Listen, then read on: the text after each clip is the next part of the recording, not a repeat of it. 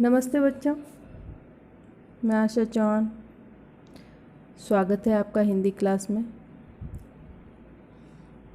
बच्चों, अपन पढ़ रहे थे आपके लेखन का जो एक भाग है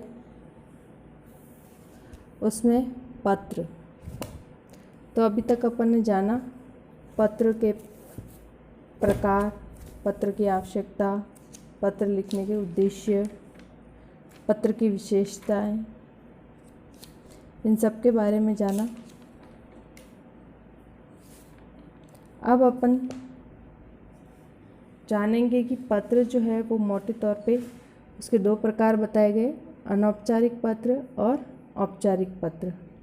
अनौपचारिक पत्र जब अपन अपने किसी संबंधी को लिखते हैं जिसमें नियम वगैरह का ज़्यादा पालन नहीं करना पड़ता है, औपचारिकताएं नहीं होती है, वो अनौपचारिक कहलाता है। तो देखते हैं कि आज जो अपना एक उदाहरण के तौर पे मैं बता रही हूँ पत्र कैसे लिखा जाता है, अनौपचारिक पत्र। सबसे पहले पत्र जो है एक मित्र को लिखकर बताना है कि महानगर का जीवन दुखद भी होता है तो सुखद भी। किस प्रकार से आपको आपके मित्र को पत्र लिखना है। सब पत्र में सबसे पहले लिखने वाले का पता संक्षिप्त में, उसके बाद में दिनांक, उसके बाद जिसको आप पत्र लिख रहे हैं उसका पता। तो पहले लिखने वाले का यहाँ पे पता बताया गया है 112 बी शालीमार बाग, दिल्ली। उसके बाद में दिनांक के लिए बताया गया है। आगे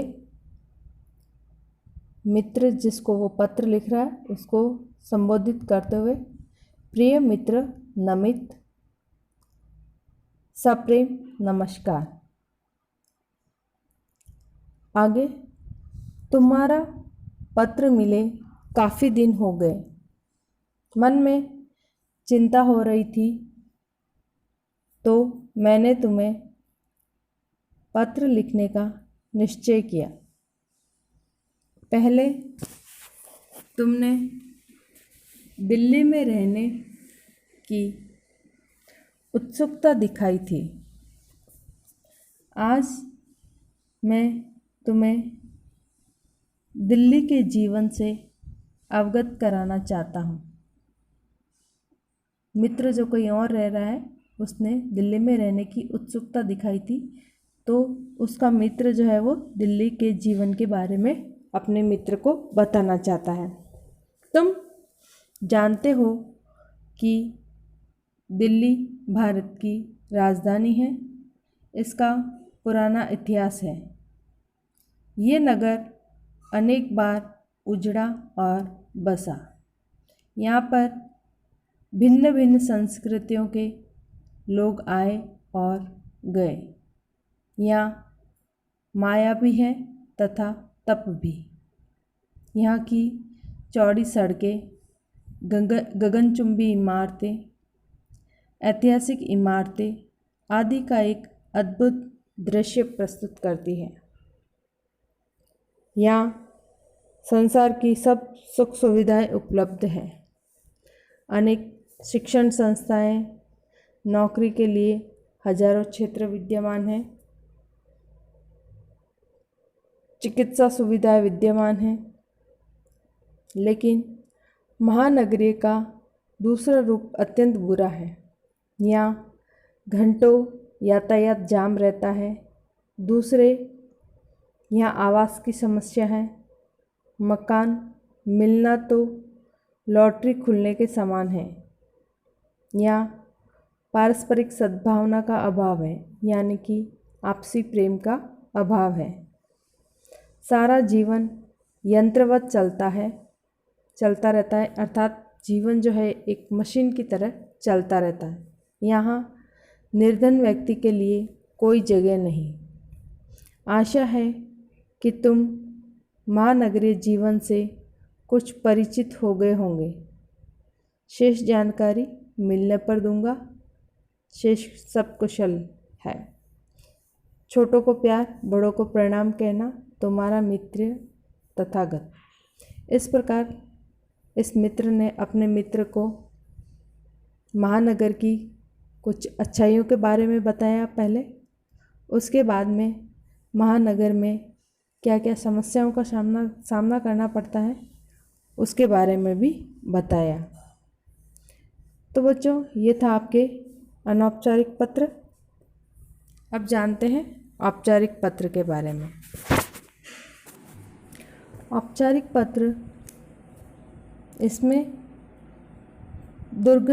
दुर्घटनाग्रस्त हो जाने पर अवकाश हेतु अपने प्रधानाचार्य को प्रार्थना पत्र लिखना है, आवेदन करना है। इसमें प्रार्थना पत्र है और ये जो है अपने प्रधानाचार्य को लिखना है। इसमें बहुत सारी औपचारिकताएं होती है, इसलिए इसको औपचारिक पत्र कहा जाता है।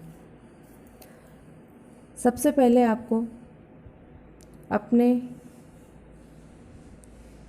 पते की जगह पे परीक्षा भवन लिखना है और नई दिल्ली नहीं तो परीक्षा भवन और किसी स्थान का नाम। उसके बाद में आपको दिनांक डालनी है। आगे